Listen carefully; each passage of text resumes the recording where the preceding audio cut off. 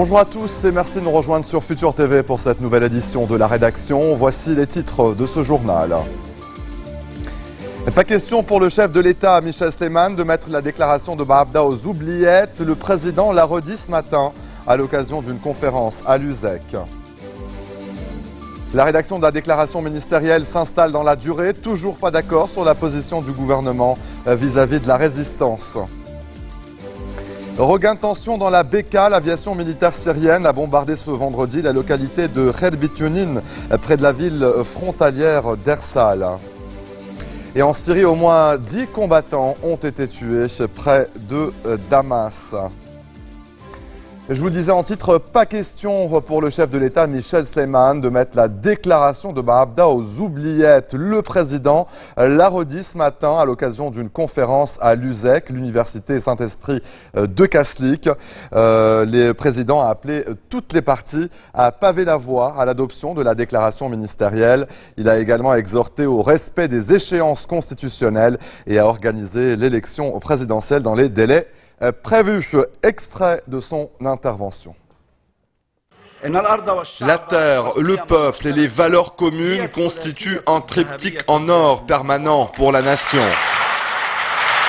La préservation de ce triptyque est un devoir sacré. S'assurer que la déclaration de Maabda est devenue une constante nationale et prime sur les déclarations ministérielles.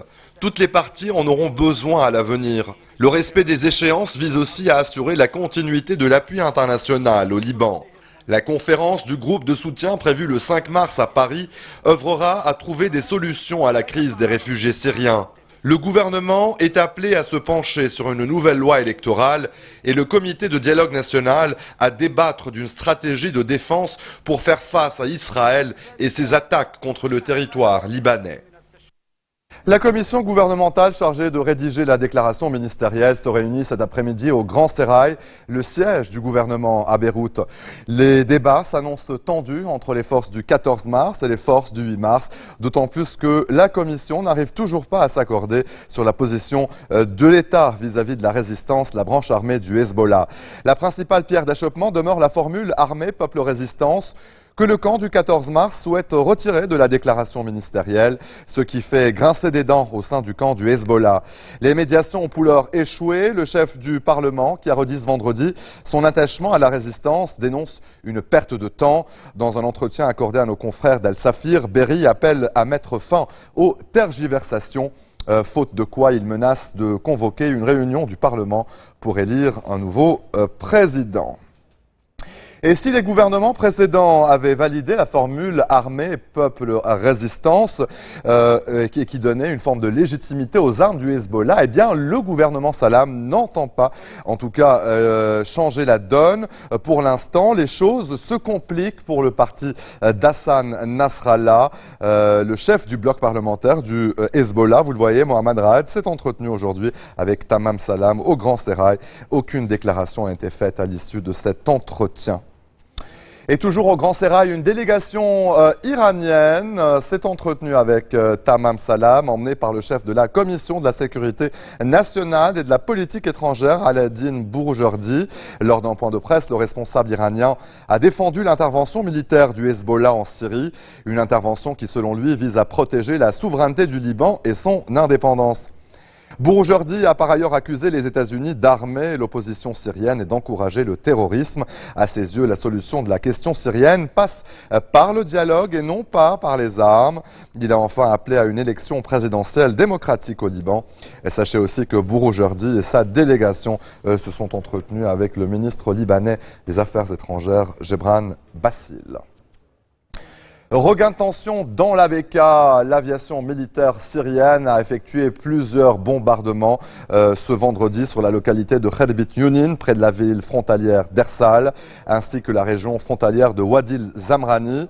Par ailleurs, 2 roquettes tirées du côté syrien se sont écrasées à Brital, dans la plaine orientale de la Beka. Aucune victime n'a été signalée, et plusieurs dégâts matériels considérables, dont un appartement appartenant à un militaire a été complètement ravagé. Plus de 200 prisonniers ont manifesté aujourd'hui dans la prison de Roumieh pour dénoncer leurs conditions de détention. Le commissaire du gouvernement près le tribunal militaire, le juge Saker, a dépêché le juge Danizani pour s'enquérir des revendications des détenus. Les prisonniers avaient menacé de recourir à l'escalade si leur demande n'était pas satisfaite. La prison de Roumieh, au nord-est de la capitale libanaise, est un établissement pénitentiaire surpeuplé. Le centre construit pour accueillir 1500 détenus en abrite près de 4000, dont des centaines attendent toujours leur procès. Le premier juge d'instruction militaire, Riyad Abou Rida, a donc requis ce vendredi la peine de mort contre le cheikh salafiste Ahmad El-Assir. La justice militaire a également requis la peine capitale pour 56 autres détenus, dont l'ex-crooner devenu islamiste Fadel Shaker. Ils sont tous impliqués dans les affrontements meurtriers contre la troupe à Abra, au Liban Sud. C'était en juin dernier. Cheikh Assir est toujours recherché pour ces incidents qui ont coûté la vie à au moins 18 militaires. Ce religieux sunnite radical s'était fait connaître pour ses diatribes contre le Hezbollah. Avec nous en ligne, Georges Salouane, spécialiste de la politique libanaise. Bonsoir, monsieur Salouane. Bonsoir, monsieur Badbali. Alors peut-être rapidement un mot justement sur sur la peine de mort requise contre Ahmad El-Assir. Écoutez, vous savez qu'actuellement l'objectif majeur du gouvernement, toute partie politique confondue, est sécuritaire. Donc il faut éradiquer par tous les moyens les organisations terroristes au Liban. Et je pense que décision a été prise essentiellement avec la formation de ce gouvernement fruit d'un accord irano-américain. Et le Hezbollah, par la voix de son secrétaire général, a défini l'objectif de sa présence militaire en Syrie, c'est celui de combattre les organisations terroristes. Et il a essayé de créer un certain partnership au sein de ce gouvernement avec le courant de futur qui a pris en charge les ministères sécuritaires de l'Intérieur et aussi bien que le ministère de la Justice.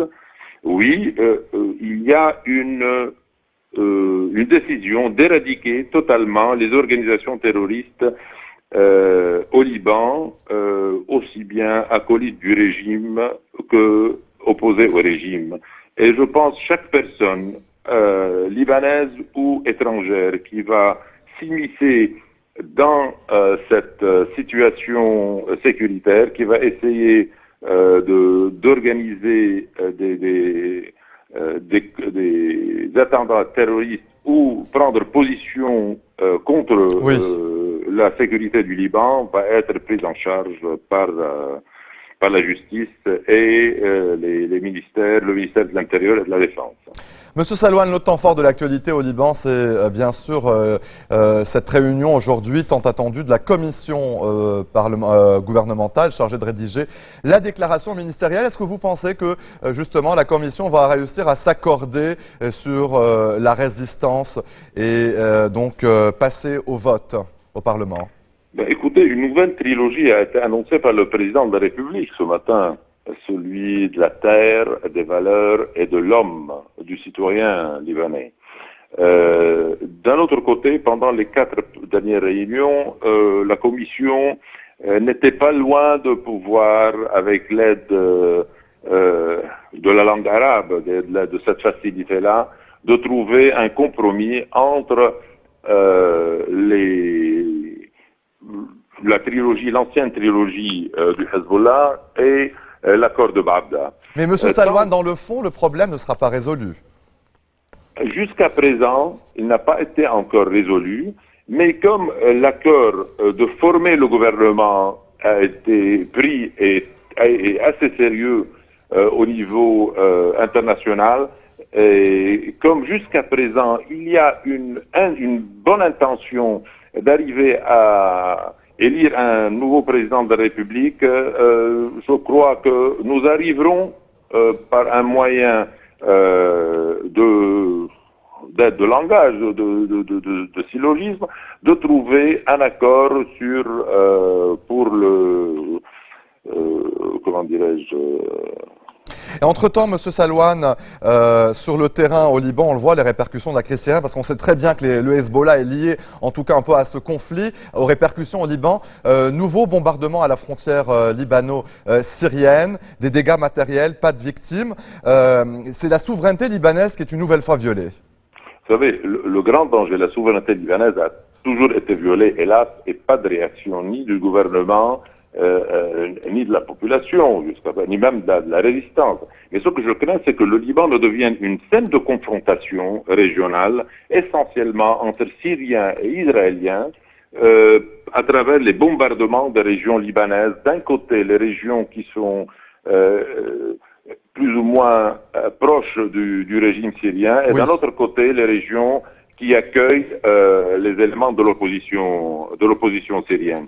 Là, ça, c'est un danger très très grave qui pourrait altérer la paix au Liban et l'accord 1701. Et c'est un sujet qui sera également évoqué, bien sûr, à la réunion des Amis du Liban à Paris au mois de mars. Essentiellement, c'est pour cette raison, à mon avis, que nous allons arriver à un consensus au niveau du vote de confiance pour le gouvernement libanais, parce qu'on ne peut pas aller début mars, le 5 mars, en Europe, à Paris, sans avoir un gouvernement légitime et légal, ayant la confiance du Parlement avec le président de la République pour cette Monsieur Salouane, merci pour votre intervention. Je vous rappelle que vous êtes spécialiste de la politique libanaise. Retour sur le plateau de l'info. En Syrie, au moins 10 combattants islamistes ont été tués aujourd'hui près de Damas dans une embuscade tendue par l'armée syrienne, selon l'agence Sana. L'opération a eu lieu dans la Ghouta orientale, à l'est de la capitale, principale place forte donc de la rébellion contre le régime Assad. Une opération similaire avait entraîné mercredi dernier la mort d'au moins 175 combattants. Par ailleurs, l'État islamique en Irak et au Levant s'est retiré d'au moins 5 localités de la province d'Alep dans le nord du pays. Un retrait qui intervient à la veille de l'expiration de l'ultimatum adressé au groupe islamiste par le Front Al-Nosra et d'autres mouvements rebelles. Al-Nosra accuse l'État islamique en Irak et au Levant d'avoir tué le commandant d'une brigade islamiste, Abu Khaled el-Souri, un ami du chef d'Al-Qaïda, Ayman el-Zawahiri. Allez, en bref, dans le reste de l'actualité, François Hollande à Bangui. C'est la deuxième visite en moins de 3 mois du président français dans la capitale centrafricaine. Il doit avoir un entretien avec la présidente de la transition, Catherine Samba-Panza. Mais avant cela, ce sont les forces armées qui ont reçu sa visite, l'opération Sangaris. En Thaïlande, 15 personnes ont été tuées, dont 13 enfants qui partaient en voyage scolaire. 30 autres personnes ont été blessées. L'accident de car s'est produit juste avant l'aube dans la province de Prachinburi, dans l'est du pays, entre un poids lourd et le car à 2 étages. 2 hypothèses sont avancées, les freins qui auraient lâché ou le chauffeur qui se serait endormi. Au Venezuela, entre 2000 et 3000 personnes se sont rassemblées à Caracas, la capitale, pour protester contre la gestion du président Maduro. Un mandat d'arrêt a été lancé contre un deuxième opposant au régime. Le chef de l'État est confronté depuis 3 semaines à la plus importante vague de contestation depuis son élection de justesse en avril. Le bilan des affrontements avec la police depuis le 4 février est de 14 morts, dont au moins 8 par balle, et 240 blessés. Et c'est ainsi que se referme cette édition. Tout de suite, le rappel des titres. Pas question pour le chef de l'État de mettre la déclaration de Mabda aux oubliettes. Le président Slimane l'a redit ce matin à l'occasion d'une conférence à Lusek. La rédaction de la déclaration ministérielle s'installe dans la durée. Toujours pas d'accord sur la position du gouvernement vis-à-vis de la résistance du Hezbollah. Regain de tension dans la Beka. L'aviation militaire syrienne a bombardé ce vendredi plusieurs localités près de la ville d'Ersal. Et au moins 10 combattants syriens de la rébellion ont été tués ce vendredi dans une embuscade tendue par l'armée du régime près de Damas. Merci de votre attention. Retrouvez-nous tous les jours à 16h40 heure de Beyrouth. Vous pouvez également nous suivre en ligne sur notre site web ou en téléchargeant notre application mobile. Excellente suite de programmes sur notre antenne. Vous retrouverez Noura El à la barre du prochain JT. À bientôt.